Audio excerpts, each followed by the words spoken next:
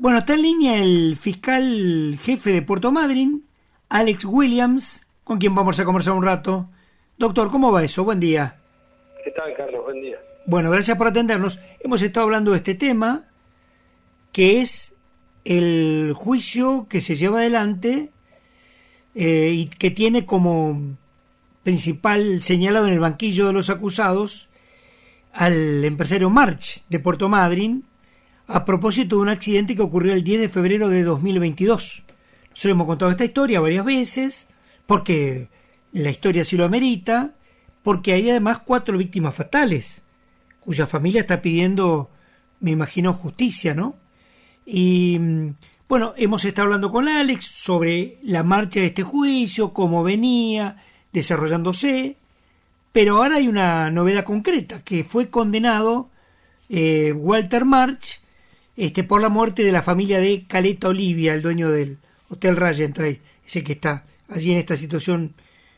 Bueno, y de esto queremos hablar. Se llegó a una decisión condenatoria. Sí, Carlos, efectivamente el viernes se había quedado dispuesto que en hora del mediodía la jueza iba a hacer la lectura del veredicto. Así sucedió. En esa audiencia del veredicto lo que quiere decir es que el juez toma una decisión. Blanco sobre negro, inocente, culpable.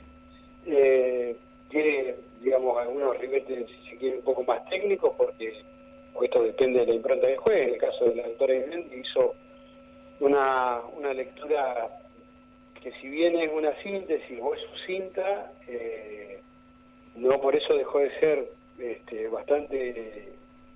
bastante interesante, bastante profuso su análisis de por qué llega a la conclusión de que efectivamente, como nosotros sosteníamos, el imputado Walter March es el responsable de estos homicidios, que básicamente, para ponerlo en buen romance, lo que quiere decir es que hace una mala maniobra de tránsito, y esa mala maniobra de tránsito, eso que técnicamente se llama una violación a un deber de cuidado que tenemos todos los conductores, los que manejamos, que provoca un resultado.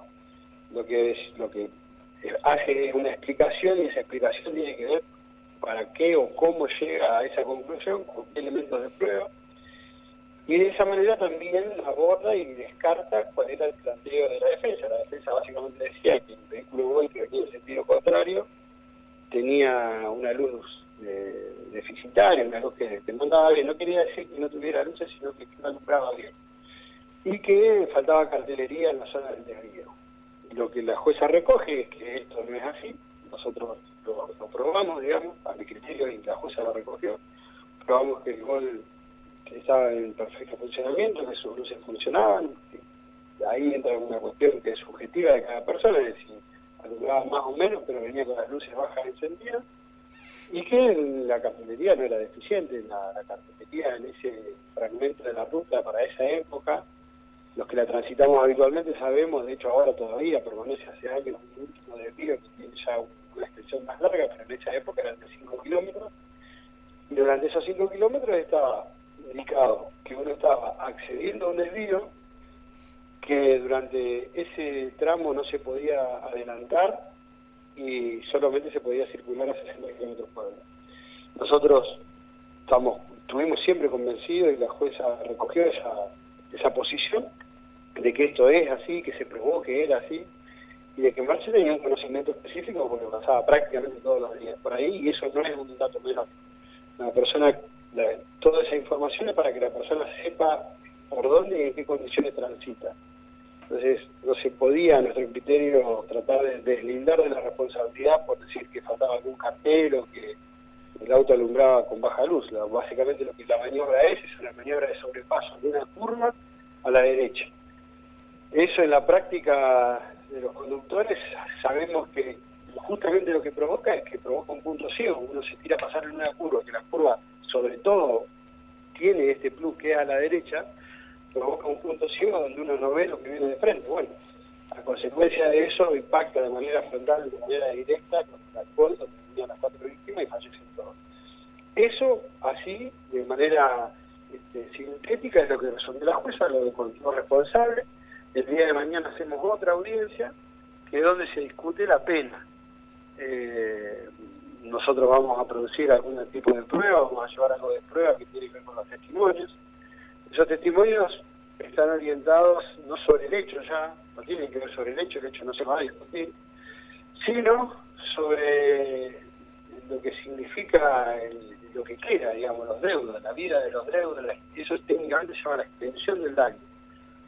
Ese daño es inconmensurable y llega, no se tendría nunca. Bueno, eso, por más que sea una tarea sumamente ingrata y difícil, muy difícil de hacer, de alguna manera hay que cuantificarlo para pedir pena.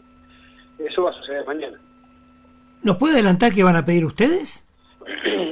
Yo lo he escrito en la acusación, lo charlamos el otro día, esta pena va a un mínimo de 3 y un máximo de 6. Puede haber alguna variable mínima que sucederá durante la audiencia de mañana, pero en mi criterio, que en definitiva quien tiene que tomar la posición de la Fiscalía representando a las víctimas, es que vamos a estar, si no en el máximo, muy cerca del máximo. Mi criterio, yo lo escribí en la acusación, esto se hace una proyección, por lo menos tentativa, de cuánto se va a pedir de pena, y yo ya había puesto que íbamos a estar en el máximo. Porque en mi criterio... O sea que, pero por eso, pero si es así, entonces es de efectivo cumplimiento. Bueno, pero después está la jueza que puede decir que sí o que no, Carlos. Digamos, esa es la posición de la... No, yo lo cuento porque muchas veces la gente dice, pero ¿cómo? Le queda esta sensación, ¿o cómo? Si una persona por un manejo negligente provoca la muerte de 4 personas, como que queda en libertad. Eso cualquier persona lo plantea como, ¿no? Como duda. Sí, es así, de hecho sucede, habitualmente sucede esto, esa parte es sumamente compleja de resolver porque la pretensión que tenemos nosotros del lugar que ocupamos muchas veces no coincide con la posición de lo que significa la aplicación de la pena. Bueno, tenemos que ver, primero tenemos que esperar a ver cuál es la resolución de la jueza y eventualmente ver qué camino se puede seguir, pero al principio la pena que nosotros vamos a pedir, sí, definitivamente es de efectivo cumplimiento. Mañana se discute la pena. Sí. ¿Cómo funciona esto? En Buen Romance, yo pido lo máximo que a mi criterio se puede pedir, el defensor pide el mínimo, siempre pide el mínimo, salvo casos muy excepcionales, se aleja apenas del mínimo, o sea que la discusión es que el fiscal pide lo máximo que puede pedir, el caso, no necesariamente el monto, el defensor pide el mínimo y después el juez resuelve. Y puede escoger una posición de las que se le plantea o puede tener un punto intermedio. ¿Sí? Hagamos el ejercicio práctico. La Fiscalía pide 6, la defensa pide 3 y la jueza resuelve 4. No sé, una hipótesis. ¿Eso es posible? Sí, eso es posible. Ahora, ¿y esto cuándo se va a saber? 5 días después de que hagamos la audiencia de mañana, así que estaremos en la otra semana. La semana que viene entonces se va a saber esta circunstancia. El acusado, ¿en algún momento habló? Sí, por lo que yo estuve leyendo, sí, habló. Sí, cuando se cierra el juicio, el código le da la posibilidad tanto al imputado como a la víctima, en este caso los deudos, de hablar. Hizo uso de la palabra, no contestó preguntas, eso es una opción que tiene también. Y bueno, básicamente refirió que se acordaba, que del hecho no se acordaba nada, que se acordaba lo que había hecho el día previo, pero no de las circunstancias propias del siniestro. Habló un poco de las lesiones que tiene, las secuelas que le dejó el haber chocado de frente, y tuvo unas palabras, por lo menos expresó que desde su posición tiene una palabra de acompañamiento respecto a las víctimas. Por supuesto, y las víctimas estaban ahí. Sí, estaban ahí. Los deudos, ¿no? Obviamente. Bueno, vamos a esperar entonces el resultado de esta, no solo de esta audiencia, sino de la decisión del juez, o de la jueza en este caso, que es lo más importante, que se va a conocer la semana próxima. Ahí estaremos, pendientes de eso. Doctor, gracias por habernos atendido, ¿eh?